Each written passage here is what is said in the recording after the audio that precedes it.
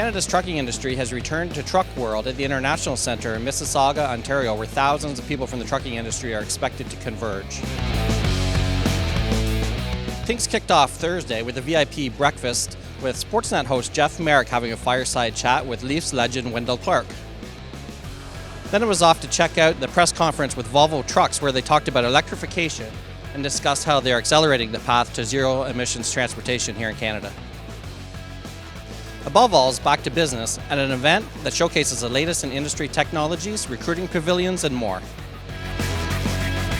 Truck World continues Friday and Saturday at the International Centre in Mississauga. For more details, check out trucknews.com.